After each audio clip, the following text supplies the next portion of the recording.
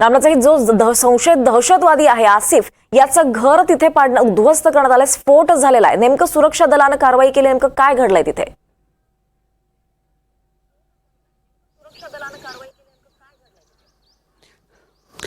बिलकुल, पहलगाममधील बैसरणी इथं जो हल्ला झाला त्यामध्ये याचा सहभाग होता अशी माहिती मिळालेली आहे. म्हणूनच आसिफच्या घरी काही संशयास्पद सुद्धा वस्तू सापडली होती जेव्हा तपासणी करण्यात आली होती आणि सोर्स थ्रू माहिती मिळाली होती. त्यामुळं आसिफपर्यंत पोहोचण्याचा मार्ग जो होता तो सुकर झाला होता आणि साधारणतः हा हल्ला होऊन 2 ते 3 दिवस झालेला आहे. त्यानंतर ही मोठी कारवाई केलेली आहे आणि पुन्हा असं कोणी दहशतवाद्याला मदत करू नये यासाठी हे संकेत दिलेले आहेत. यापूर्वी यूपी, नंतर महाराष्ट्र इथं सुद्धा अनधिकृत बांधकाम करणाऱ्यावर बुलडोजर चालला होता, घरावर कारवाई केली होती.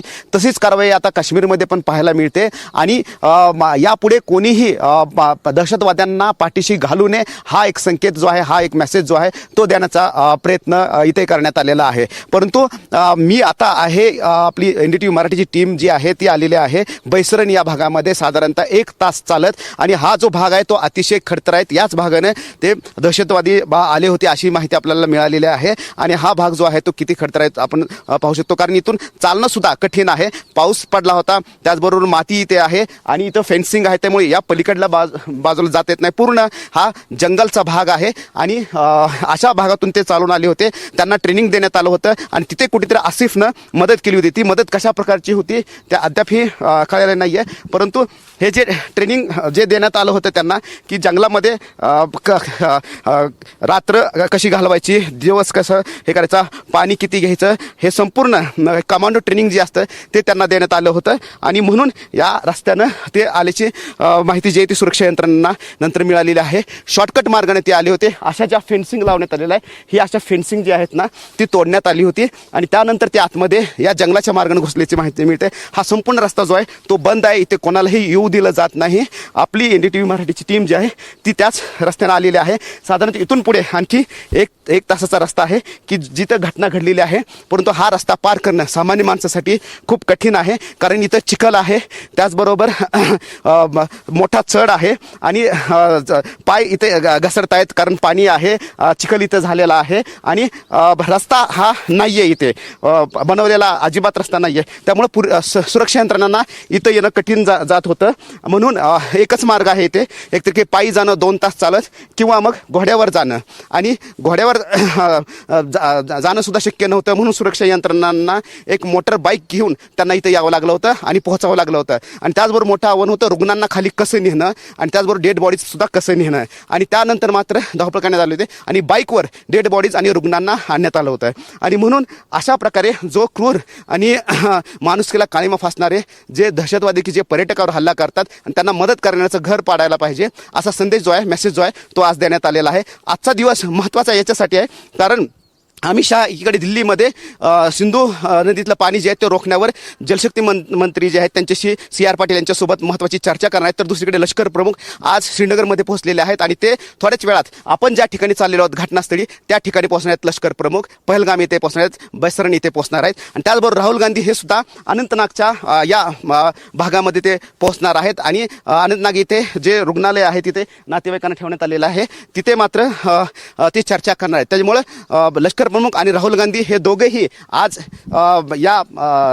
या संपूर्ण भागामध्ये असणार आहेत आणि म्हणून हाय अलर्ट जे आहे तो इथं करण्यात आलेला आहे. आपली NDTVच्या प्रेक्षकांसाठी NDTV मराठीची टीम जी आहे ती घटनास्थळी पोहोचते, अर्ध्या रस्त्यात आहे आणि ज्या मार्गानं हे दहशतवादी आले होते तिथला परिसर कसा आहे, तिथून येणं खडतर का होतं आणि इथून पर्यटकांना काढणं हे का कठीण होतं, किती आव्हानात्मक होतं, याचे प्रत्येक अपडेट्स जे आहे तो देण्याचा प्रयत्न आपला आहे. निश्चितच रामराजे, आणखी एक महत्त्वाचा प्रश्न म्हणजे आता सध्या या कारवाया सुरू आहेत, आणखी पर्यटक सुद्धा तिथे बरेच अडकलेले आहेत, आज त्यांना सुद्धा परत आणण्यात येत आहे. त्या संदर्भात आपल्याला काय माहिती मिळते?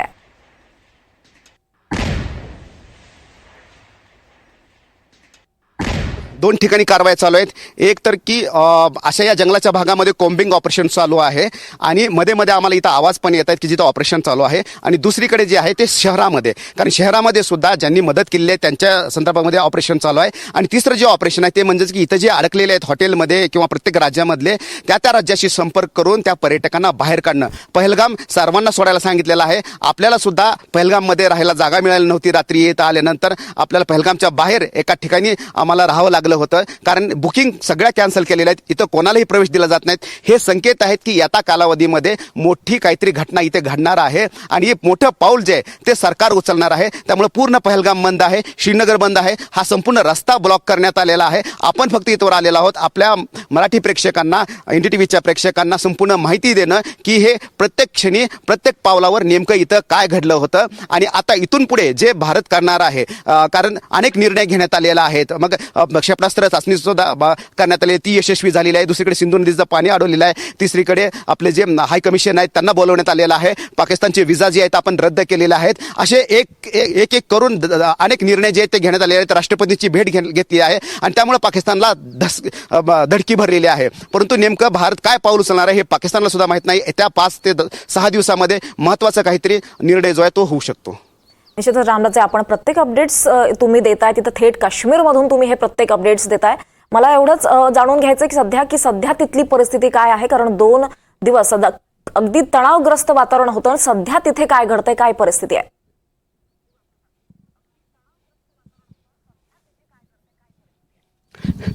बिलकुल, पहलगाममध्ये तर संपूर्ण बंद आहे. तिथं हॉटेल वगैरे बुकिंग संपूर्ण बंद आहे आणि पर्यटक येऊ शकत नाहीत. फक्त आर्मी फोर्सेस आहेत आणि 1-2 मीडिया पर्सन आहेत की ज्याच्यामध्ये NDTV मराठी पण आहे की जे इथे पोहोचलेले आहे. आणि हा जो भाग आहे साधारणतः 1 तास चालत आम्ही वर डोंगरात निघालेलो आहोत आणि जिथं बैसरण आहे तिथं जाण्यासाठी कोणतीही सोय नाहीये. केवळ पायी जावं लागतं किंवा मग घोड्यावर जावं लागतं. जे पर्यटक अगोदर गेले होते ते घोड्यावर गेले होते, मात्र आपल्याला इथे आता घोडे उपलब्ध नाहीयेत आणि त्यामुळे पायी जावं लागतंय आणि हा 2 तासाचा हा अंतर असणार आहे. आणि आपण इथं पाहतोय की हे पूर्ण मोठं जंगल आहे आणि हे झाडं एवढी मोठी आहेत की त्याचं झाडाचं खोड जे आहे त्या झाडाच्या खोडाच्या पाठीमागे साधारणतः 3 ते 4 लोक लपू शकतात. आणि याचाच फायदा जो आहे, हे जे जंगल आहे, हे जे झाड आहेत त्याचा फायदा दहशतवाद्यांनी घेतलेला आहे आणि झाडाच्या पाठीमागे ते लपतात आणि सुरक्षा यंत्रणा दिसत नाहीत. आणि त्याचबरोबर भूक लागू नये म्हणून इथले जे काही जडीबुटी आहेत किंवा औषधी आहेत या जंगलामधली ते औषधी घेतात.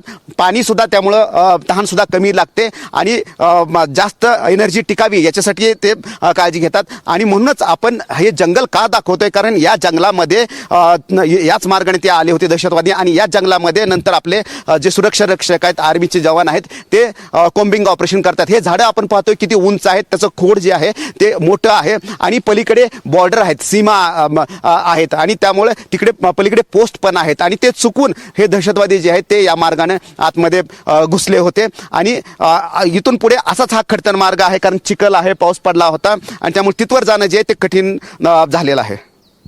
नक्कीच रामराजे, आणखी एक महत्त्वाचा प्रश्न म्हणजे NIAची टीम तिथे सध्या कसून चौकशी करते. अत्यंत हेलिकॉप्टर गस्त घालताय. सध्या NIAच्या टीमच्या हाती काही पुरावे किंवा आणखी काही लागले का, त्याच्याबद्दल काही अपडेट्स आपल्याला कळू शकतात?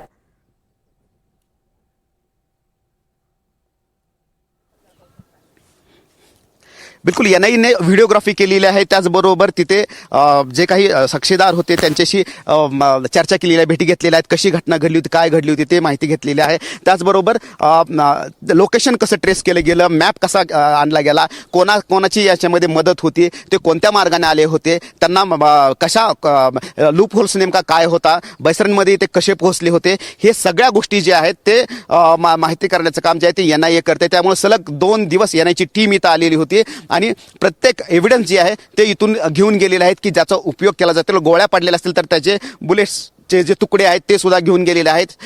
जे जखमी झालेले आहेत त्यांच्याशी विचारपूस चालू आहे आणि NIAने आता ही प्रकरण जे आहे ते आपल्या हातामध्ये घेतलेले आहे हल्ल्याचं.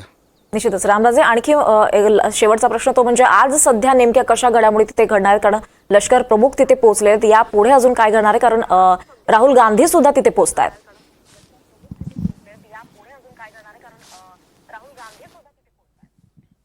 बिलकुल दोन महत्त्वाच्या घडामोडी आहेत. एक तर की राहुल गांधी पोहोचत आहेत, आनंद नागी ते पोहोचणार आहेत आणि ते जे जखमी झालेले आहेत त्यांच्या नातेवाईकांसोबत ते विचारपूस करणार आहेत. तर दुसरीकडे आपले लष्कर प्रमुख आहेत ते श्रीनगरच्या दौऱ्यावर आहेत आणि श्रीनगरला एक महत्त्वाच्या ज्या सुरक्षा यंत्रणाच्या ज्या बैठका आहेत त्या बैठका घेतल्या जाणार आहेत आणि त्यानंतरच ते पहलगामकडे निघणार आहेत आणि जिथे हल्ला झाला होता, जिथे आपण जातोय तिथे लष्कर प्रमुख उपस्थित राहणार. त्यामुळे दोन महत्त्वाचे व्हिजिट जे आहेत ते आपल्याला पाहायला मिळतात.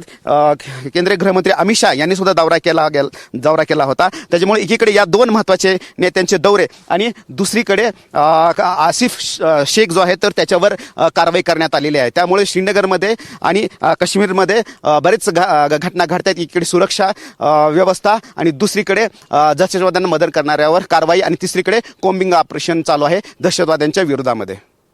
निश्चितच रामराजे, पर्यटकांच्या सुरक्षिततेच्या दृष्टीने आणखी काही पावलं उचलले जात आहेत सरकारकडनं?